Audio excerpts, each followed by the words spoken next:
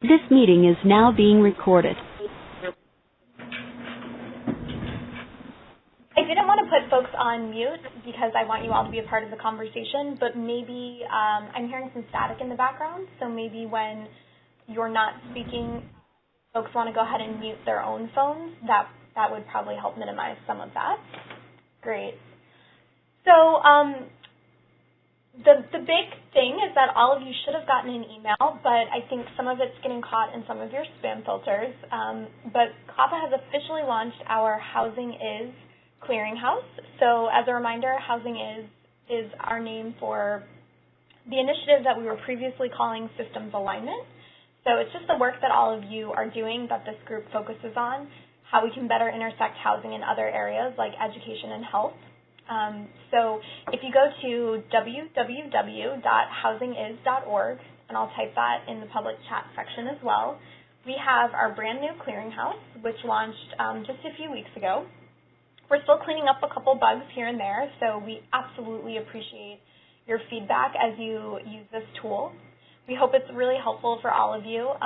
It's free and it's accessible to anyone, so all of your partners, any schools that you're working with, any principals or superintendents or administrators or staff at after-school programs, anybody and anyone any organization is able to use it. Parts of the site you can use just however you like.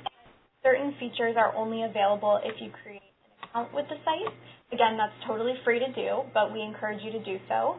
I'm not going to take up too much time of our time this afternoon, but the other things I'll just say quickly is that it basically has two main purposes. Half of it is a resource repository. So if you go to the resources section of the site, you can see that there are policy briefs and research papers and webinars and infographics and news articles, and you can sort by what type of resource you're looking for. You can also apply different topic tags to it, so we have a pretty comprehensive list at the moment. So when a resource is uploaded, you can tag it with those topics so that others can find it. So it's, things like out of school time or asthma or lead or mental health or Medicaid and Medicare. So really just like a wide variety of topics, and you can search by as many as you'd like to narrow down your results as much as possible. And if you're a user of the site, you can also upload your own resources. So we hope that that's really a useful way for you all to promote the great work that you're doing. So if you put out any case studies or joint papers, or if you're featured in a local news article, then go ahead, throw it up on the site. We'd love for other folks to know what you guys are doing. The other half is collaborative tools. So the main two things are their communities, which are essentially just groups that people can join. You can also create your own. Right now we have about 30 on there, so most of them are by topic, but there's also some specific to populations like youth or seniors, and then there's geographic communities as well. We thought you all might be interested in congregating around other people who are close to you geographically. And then the important thing to note for this group is that there is right now a private community, right? So you can make some communities public and some private for the CLPHA Education Working Group. So previously I've been putting the recordings of these sessions on our Google Drive.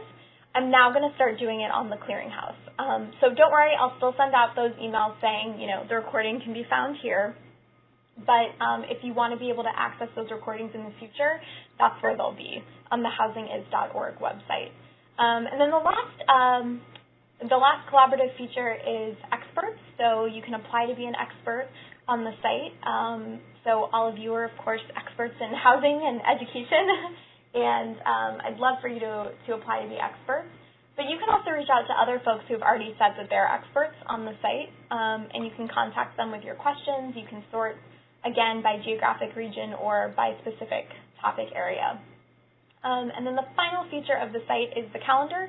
That's pretty straightforward, so if you all know of webinars or conferences, you can throw them, or if you want to promote your own events, you can throw them up on the calendar. And I'll, of course, be adding lots of things all the time as well. So I think, unless folks have any questions, I'm happy to take a couple minutes to answer those now about the website.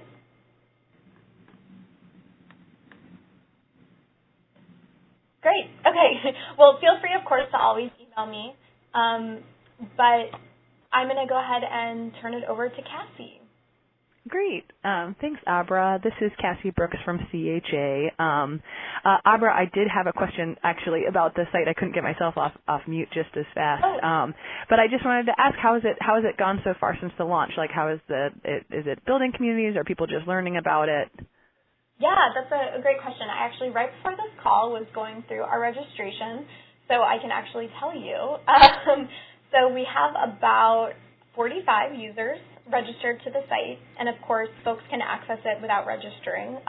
So I haven't gotten the report yet for the analytics on overall traffic to the site. But what's really interesting right now is that there's actually more non-housing authorities who are members of the site at the moment. So again, I hope that will be of use to all of you, because I know that you're already sort of all connected to each other and really honed into that world, and so I hope it's useful to have access to other people. So it looks like we have a couple government folks at the moment, and then otherwise it's from various nonprofits who focus on things related to this work. So like the Center on Budget and Policy Priorities or Jumpstart, just looking through the list here. A couple schools are signed up, so it's been a healthy mix. But yeah, I think folks are still sort of exploring. So we're definitely, in the coming weeks, going to come up with a more strategic plan to really help folks become engaged with the site. We're always open to feedback, so if anybody has any thoughts they'd like to share with us, I would love to hear them. Great. Thanks, Abra. That sounds great, and I look forward to diving in myself further too. I got to check it out, but I definitely want to spend a bit more time. So thank you. So I'm Cassie, and I'm from the Chicago Housing Authority, and as we've been starting these roundtables, the topic for today is focusing on non-traditional post-secondary programs, and so I'm going to sort of talk a little bit about that further, but just so people are prepared and can kind of be thinking ahead, what we really want these roundtables to be interactive, and so, after I sort of talk for a couple minutes sort of about the topic, we'd love to hear from each member on the call, even if you're just here to learn and have no previous experience with the topic, that is fine too. But definitely we'd love to hear from each housing authority if there are ways that your current programs or partnerships are sort of reaching this topic. We'd love to hear about it. We'd love best practices, referrals to different agencies and groups. But what we were really trying to get to with this topic of non-traditional post-secondary programs was sort of everything that goes outside of the traditional path, which would be a student or individual applying for school, getting aid, getting support for aid, and getting to college. We recognize that within our housing authorities, we're working with a population of learners that often has barriers to higher education. Some of it's financial, but we just really are interested in hearing more about what support programs, what strategies, what partnerships agencies have that focus on this population, whether it's helping a non-traditional student come to higher education or just generally helping students access higher education in a more creative way through either like a service program or gap year or apprenticeships or workforce that then ties back to higher education. So that's a bit about what we were thinking with this topic. We wanted to really just approach post-secondary from the non-traditional side. And so if we can, I have I'm happy to go first, but I also know that we've got some of our key experts on the line too. So if we could, I might just start by going down the list, if you don't mind, introducing your agency and then what you have in this area for your agency. So Jan, would you mind going first? No. Anyone want to volunteer? I'm here. This is Jan. Okay. Sorry, I had the microphone off. Yeah, no worries. Okay, so as far as post-secondary stuff goes, we have programming in place that encourages school attendance in general. So the idea being that over time more kids will graduate from high school and actually be eligible to pursue higher education. But specifically around higher education, we have it's a small program. We have probably half a dozen right now scholarships that we're doing, but we have a program for kids that are juniors and seniors in high school where we will help them with just the things you talked about, figuring out how to do the loan application and their FAFSA and helping them with their essay and helping them just get to terms with the idea that college might be an option for them. And that program has changed over time. We started out thinking that if we advertised that we would give scholarships to kids, we'd be flooded with kids that wanted to participate. And what we found is that was not the case, and that we had difficulty getting the kids in that didn't see college as an option for them. They just wouldn't come. And so we've tried different recruiting techniques and, just a number of different things. And we're slowly inching up. But it is a hard nut to crack, so I'll look forward to hearing from you all about what you're doing. The other thing that we are going to focus on next year is we have a VISTA who will be spending the year, this is the third year of their 3 years, and they have, for next year, we'll be expanding the folks they work with down to age 16, and they're looking at employment. So they'll be working very closely with the folks that we have in education. And we're hoping that by putting those two things together, employment, summer jobs, and internships for younger kids with the business of education and college, that will help recruiting and will also help, just have kids see that, what it's like to have a job and all that stuff. And we have another grant out to get a little coffee cart. And if we get that, what we'll be doing is purchasing a coffee cart and offering it to VHA kids as in like 3-month stints where they will actually run the coffee cart. So they'll take classes around starting a new business and entrepreneurship and marketing and all that. And it will culminate with them actually running a coffee cart at a number of events and, getting to keep the profits or through some scheme getting to keep the money that they make. We're not quite sure how we'll do that yet. Anyway, and if we do that, we're very hopeful again that might get some of our non-traditional kids who would be inclined to do something where they might make some money. And if as part of that we can promote post-secondary education, then maybe that would be a way to hook some of those kids in that wouldn't normally come. So that's us. That is awesome. I really like the coffee cart idea. It's definitely like something very, very tangible that students can get behind and see themselves doing.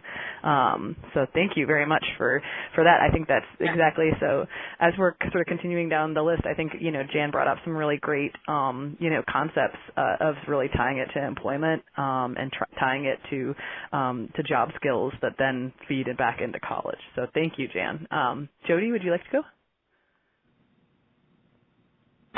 Yes, my name is Jody. I'm also with the Vancouver Housing Authority, and I think Jan pretty well covered it. The only thing that I think I would add to the college prep program that we have is we also have mentoring as a component of that, so which is nice for those kids that need a little bit of extra support for college, that they also have somebody else that they can ask those questions that they may not be sure about. So just being able to have that relationship with somebody, a place that they can ask questions. So that would be all that I would add. Great. Thank you, Jody. Ken, would you be able to talk? Yeah, can you hear me? Yep. Oh, yeah. My name is Ken Timby from King County Housing Authority.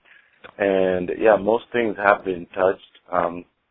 And my additional one is we're partnering with United Way of King County, especially during this tax season, where they have around 20 tax sites. So we partnered with them where we're able to get 2 AmeriCorps workers to go to those sites and work with our housing young men and women on filling out their FAFSAs because their parents are going to be coming in with the information already.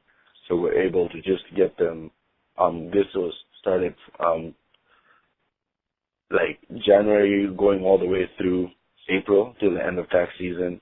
So that was a very helpful partnership where we sent out a mailer to all our housing sites just to give them that opportunity and that access. We were sending all the information out. We sent like 3,000 mailers out there, and the response has been very positive because, like I said, people are already out there with the information at the tax sites, so it encourages them to just continue on filling out the FAFSA.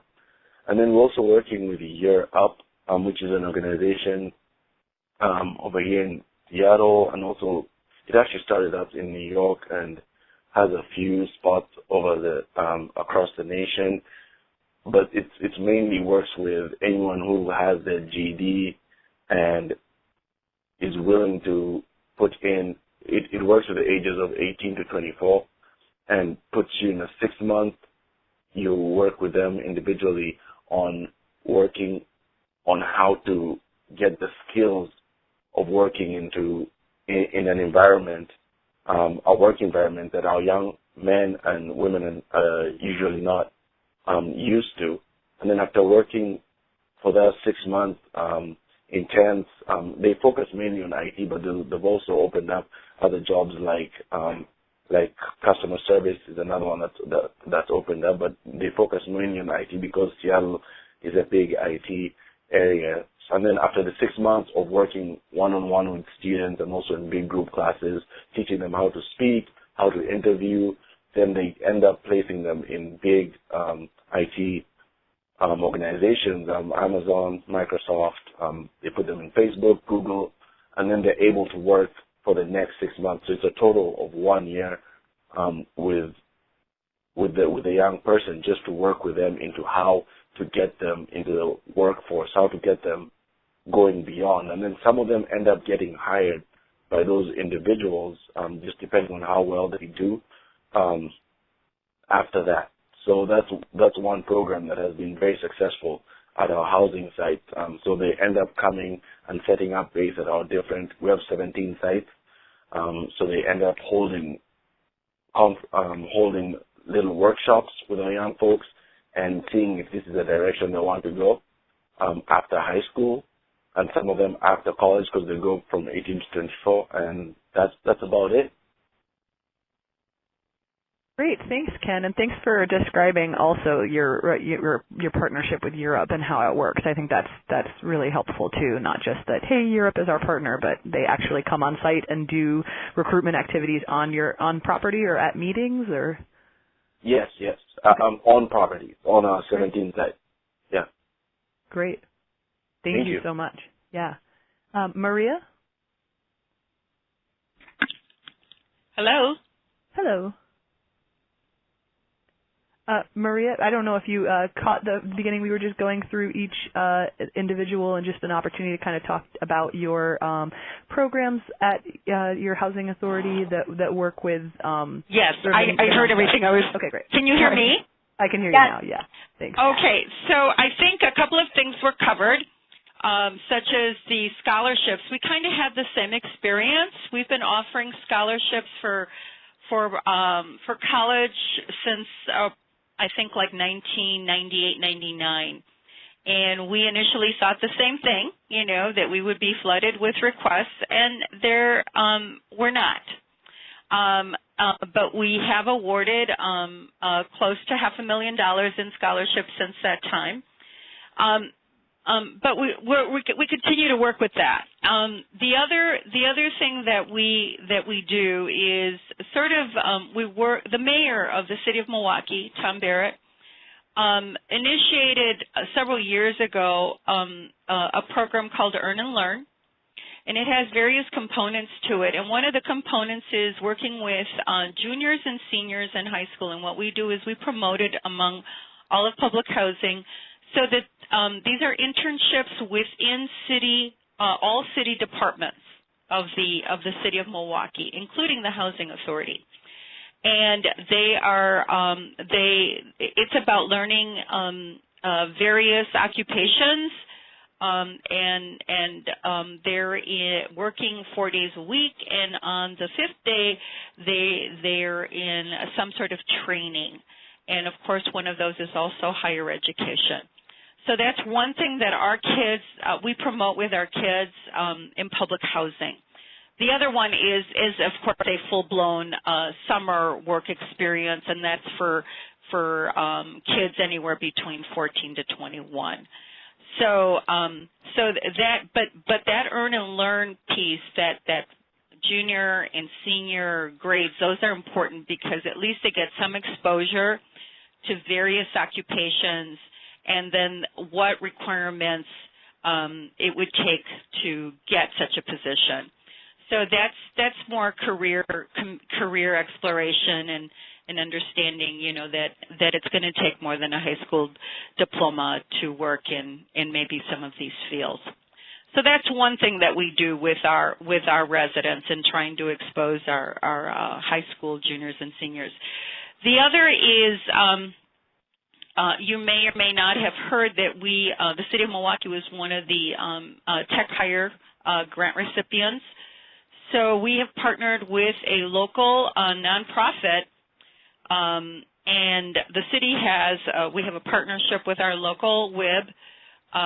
They are the ones that the Tech Hire grant is through, and we're partnering with an adult literacy center. It's called the Adult Learning Center, and the Housing Authority, which you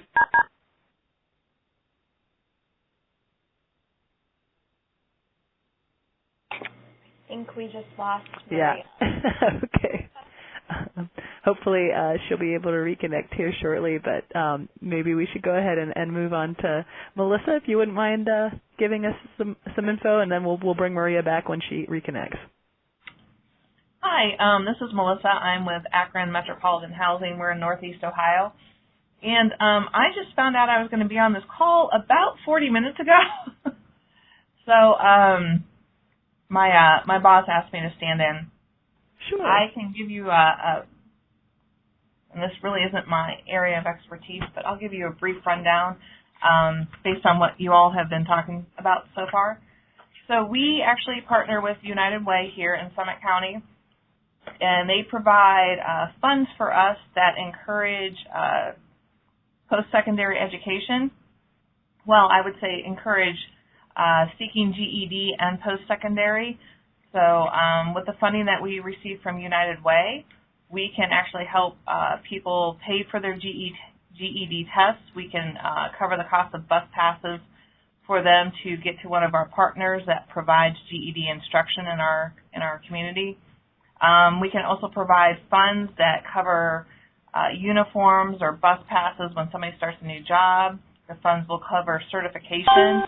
I don't know what happened. Did I get disconnected? You did. This is Maria. Okay, so I guess I'm done. You wanted me to cut off, huh? No, it's okay. We had Melissa get started, so we'll have Melissa finish, and then we'll come back if that's okay. So just that's fine. That's so, fine. Thanks so much. Keep going, Melissa. Okay, and yeah, we work with United Way, and they cover anywhere from the cost to take GED to bus passes to get to class, to books for somebody that may be working on an undergrad, associate's degree, bachelor's degree. We actually even have a couple residents that are working on their master's and doctorates, and once in a while they get in a pinch, and we will gladly help them out with books or some transportation costs. And as far as programs internally, we do not have a lot that focus on post-secondary education directly. We're very fortunate in our community. We have a lot of community partners that focus on adult education and post-secondary education opportunities. I was just talking to a community college this morning. They have a program here that combines getting your GED with also coming out with like a 2-year associate certification, and that could be in a trade. It could be in some kind of health-related career path. So that's pretty cool. Our high schools in our community just started launching almost like a skilled vocational trade. I think a lot of us, when we were in high school, we had the skilled vocational programs. They are relaunching those, and they targeted one of the high schools that serves a predominantly subsidized housing students that go to that school.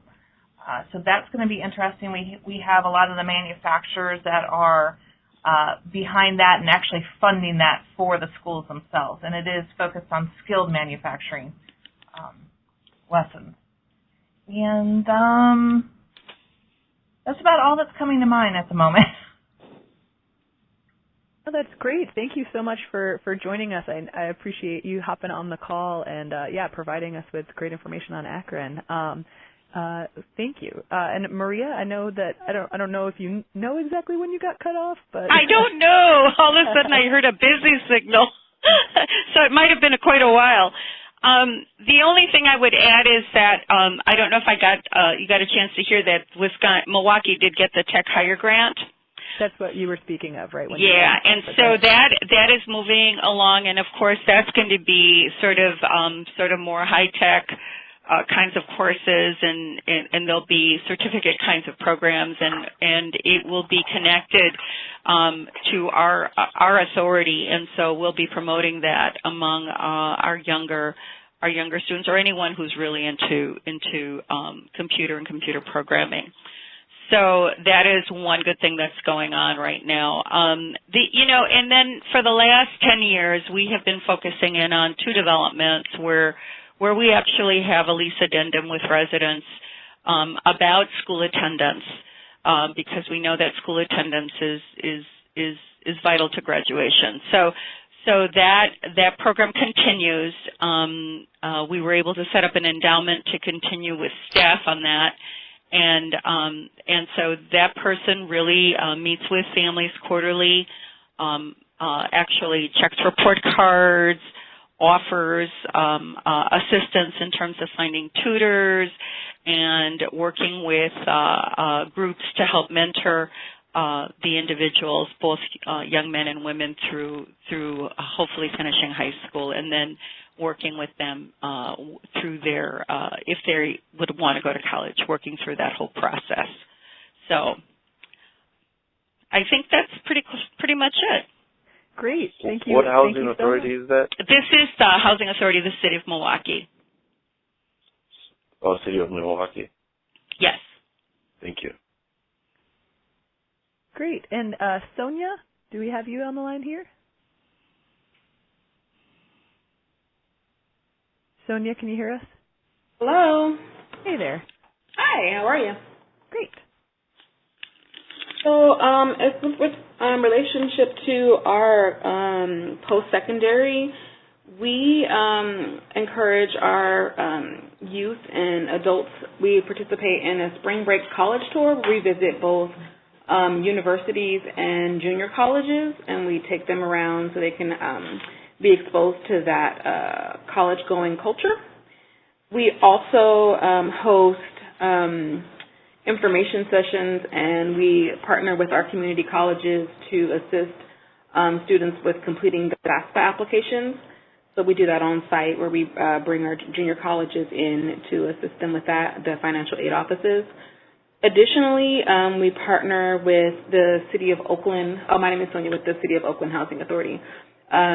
We partner with the City of Oakland, and we have a Classrooms to Careers job opportunity for our youth, and that's ages 16 to 24 over the summer, where they both learn, how to work in traditional and non-traditional work environments, and earning some money. And we always try to incorporate an educational component in relationship to that, Classrooms to Careers. And we also assist our families and residents with scholarship applications. We do help them with their essays and personal statements, where we have our resident coordinators and actually sometimes college advisors come in and assist and read the application, the essays for the students. So that's the work that we do around there. And then we have a lot of we have caseloads, and our coordinators have caseloads, and so they've worked individually with their families. And so sometimes it's non-traditional families that are maybe adults returning back to school and working to get their GED and then transfer over to junior college and or university. So we have an array of things that we are working on here in Oakland. Great, thank you. Anyone else who didn't get the opportunity to speak just yet? If not, I will go ahead and go on behalf of the Chicago Housing Authority. So my name is Cassie Brooks, and I work as our education specialist here. Definitely can echo a lot of the sentiments that I've heard earlier. We also are a partner with Europe, and we do referrals to them. We have a Europe site here in Chicago, which Ken was talking about, where students do both career training, particularly in IT, and then are coordinated to a work site to have a job. But then they also do receive college credit as part of that program as well. And so we definitely are a referrer for them. We also have a scholarship program. We do 220 scholarships a year. Similarly to what folks on the phone have said, while I feel fortunate that we do have enough applicants for that process, we definitely want to encourage our heads of households. And so we try really hard in the marketing and promotions of the scholarship to make sure that we're making sure that the requirements are accessible for heads of households, and we actually have some leniency. For example, if someone's been out of school for more than 10 years and they can't get their high school transcript, we do waive certain items to support more of our heads of households applying for that scholarship and continuing their education. So I guess that would be one thing that, also when we do marketing of the scholarship, we try to focus on like a mother-son or mother-daughter combo that have both won the award. So things like that to try to promote the idea that you can come back and use this scholarship, that you don't have to be 18 years old to apply and receive an award. And then we have a significant partnership with our city colleges here that we've had for a decade, which we have an intergovernmental agreement where residents of CHA can go to city colleges. And after financial aid is applied, we cover tuition, books, and fees. And so through that partnership, we really use that as a lot of our entree for residents to get into college and are able to sort of scaffold their credentials. So we encourage students that don't necessarily think of themselves as college ready or going the traditional college route to just come and try a certificate program. So something like our CDL program or even just food sanitation, forklift, some of those very short programs that are quick wins for our residents, and then sort of to build upon those with what the next step could be for an associate's or an advanced certificate through that program. And we also use that a lot with our current college students. We encourage them to come take classes with us over the summer. So we really want them to be continuing year-round and making sure that they are getting those credits done, that they are transferring those credits back to school. And we really use that summertime as another opportunity for students to be able to essentially like bring a friend and be able to, let's say I am going to a 4-year school, but a friend of mine is just starting to go to college or is thinking about city colleges. We really use that summer semester as an opportunity to say, hey, you guys could take the same class together, come and get started in school, start earning credits for college, and then, really build that into something else. So I definitely hear what people in the group are saying about it's really about getting certain residents who don't think they're college ready or ready to make that kind of commitment, that they can just get started in a way that feels very low risk. So I guess those are the main things I wanted to sort of contribute from CHA's side and some of the partnerships that we have as well. So otherwise, at this time, we do have a bit of time left. I think it would be great to be able to open it up, and that way people can use each other as a resource. If you had particular questions that while people were going over their programs or wanted to learn more, this would be the perfect time to be able to have that exchange. So I'm going to open up the floor. Well, I'll go ahead and start. This is Aubrey again. So you might have noticed in the public chat section I was talking to Jody a little bit. So Washington State has an interesting program where, and Jody and Jan and Ken, correct me if I'm getting this wrong, but I believe it's that if students sign up by the end of 8th grade, they can receive funds for college for in-state programs. And I'm wondering, obviously, please correct me if any of those details were wrong, but I'm wondering if any of the other states represented on the phone call today have similar programs? In Milwaukee, there is a local organization that we partner with. It's the Wisconsin Women's Business Initiative Corporation, and they get AFI, Assets for Independence money. And what we do is we offer courses throughout the year. They're financial literacy courses and clearing up credit, and then at the end of those sessions, they're able to set up an individual development account, and it has to be earned income that can be set aside, and then after a certain amount is set aside, we're able to match that, and that money can be used for their education or their children's education, the purchase of a home, or starting of a business. And so that's another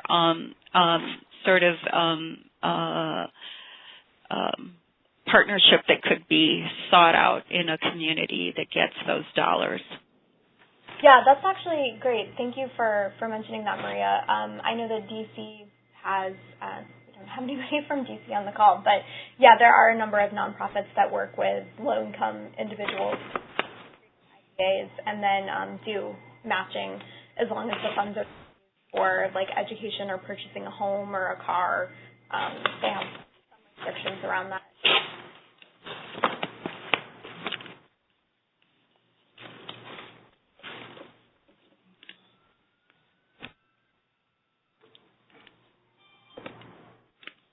And I'll just, while you guys are thinking more about some questions you might have from some of the other folks on the call, I'll put in a plug. Our next webinar is actually on workforce development. So a lot of you were mentioning some very cool initiatives, really both for youth employment but also for adults that the Housing Authority serves. So that will be in March, the second to last Tuesday. So there's the plug. And if you're interested in, we're still putting together presenters for that, so if you are interested in presenting, please be in touch. Hi, this is Oakland Housing Authority. This question is for Chicago. I'm just curious, how were you able to fund those 220 scholarships, and in what amount? Yeah, great question. So those are $1,000. Most of them are $1,000. We have a handful that are $2,500. The funding comes from a mix of sources.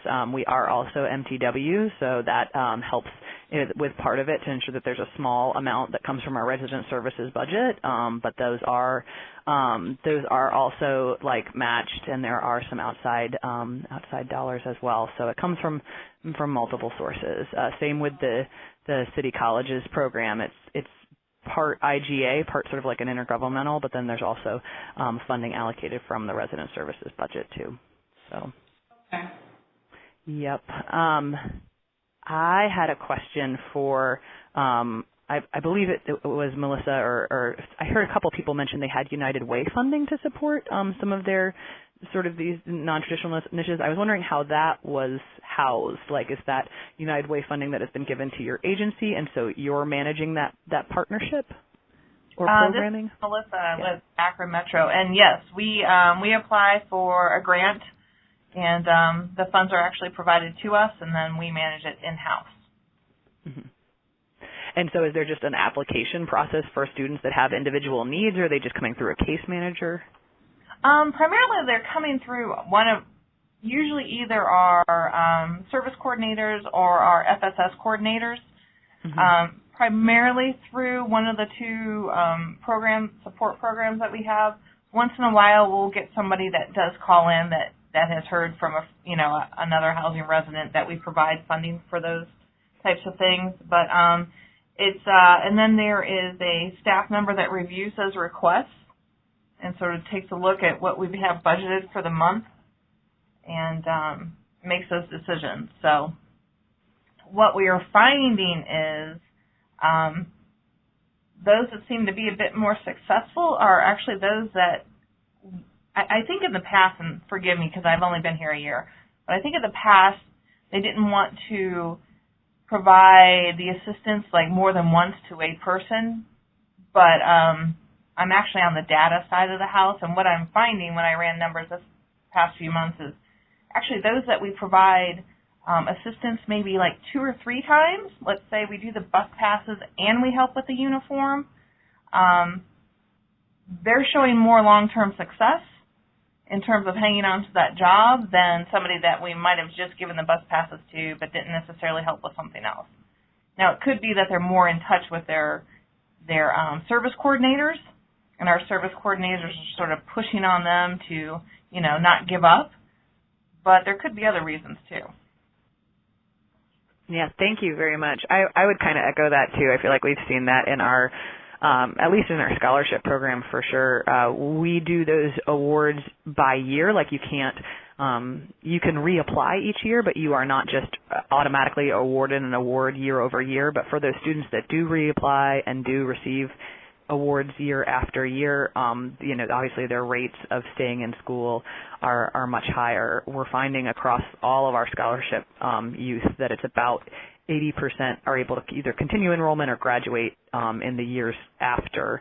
We really haven't dropped below 80%, but obviously if a student's getting consecutive awards, their rates are even higher. So I'd echo that it can be small support, but multiple support makes it more possible. Right. Yeah.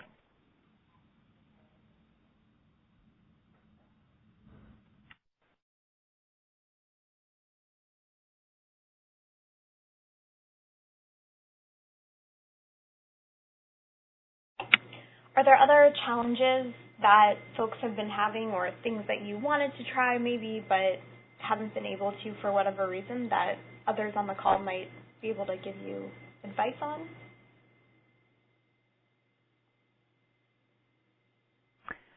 This is Cassie. I'm curious if anyone else that's to that end. I've really found Europe to be a great partner in this kind of space. But it's obvious that this is very clearly what they do, and so they reach out. They are proactive about reaching out to agencies to try to recruit youth. I'm curious if other people have any other programs or partners that they feel like have been, or even just like models of partnership that they feel like have really reached out in this space. Hey, Cassie, are you saying Europe, like E-U-R-O-P-E? Oh, I'm sorry, Yearup, as in Y-E-A-R-U-P. Okay, thank you. Yeah, no problem. Yes, the entire continent of Europe has reached out. I'm like, I am lost. No, I wish. No, I'm joking. Thank you.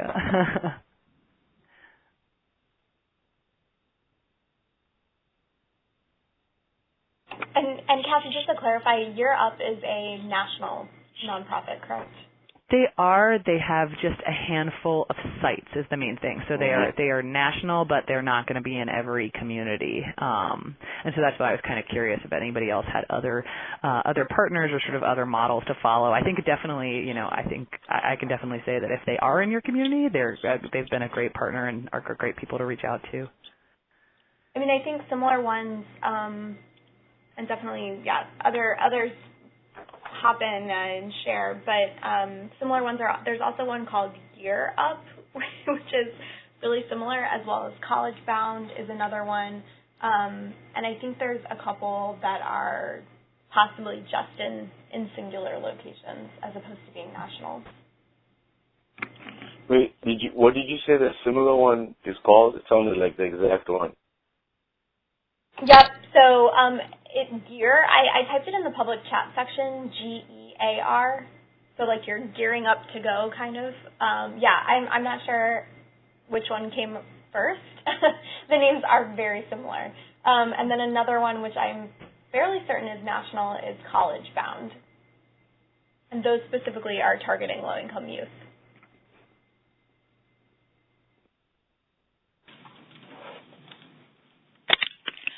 Yeah, Europe is not in Wisconsin. So I mean, I know it's not everywhere.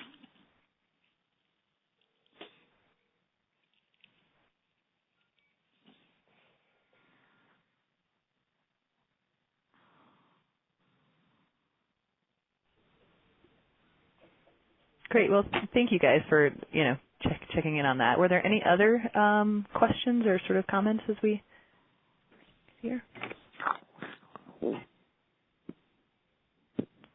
And I've gone ahead and put the Year Up website in the public chat section, so if folks want to see where they exactly are located.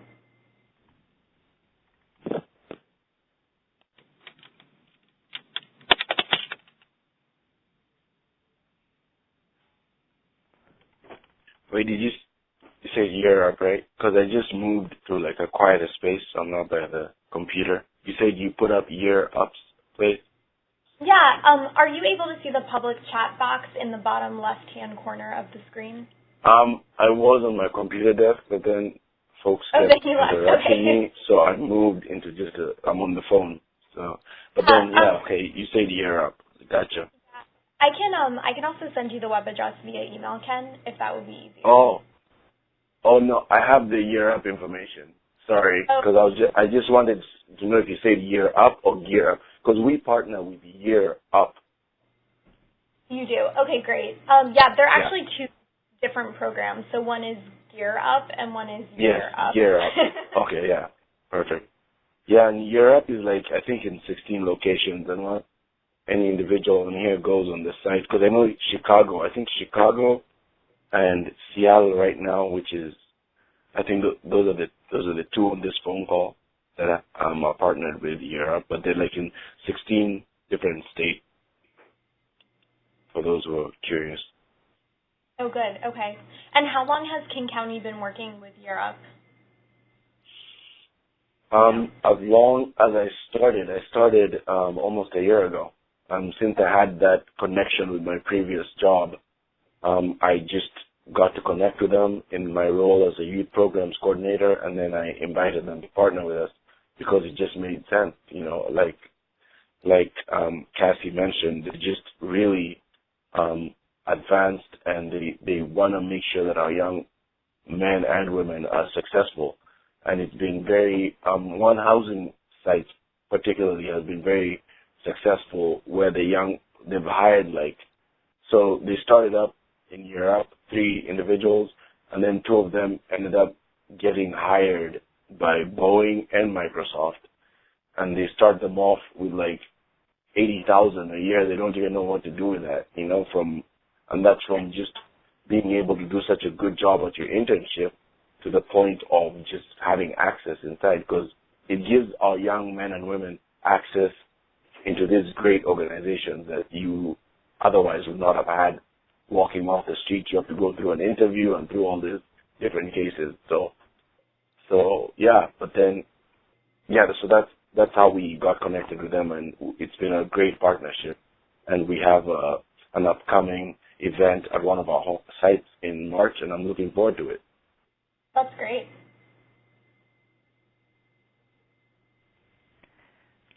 Great. Well, I think we're coming to the end of our time here. If anyone does have any other questions, now would be a great time. Otherwise, definitely check the list. And I know we've all kind of taken some notes. This it is being recorded. So if you need to go back and reference it, it will be available if you were trying to remember who was speaking on a particular item. So great.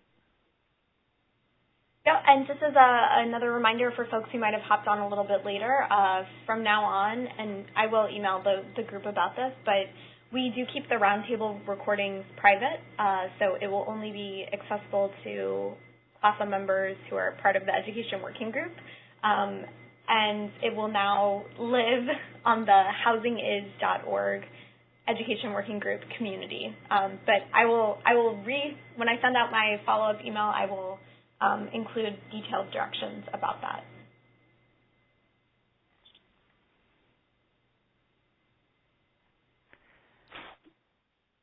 So if no one has any other questions or comments,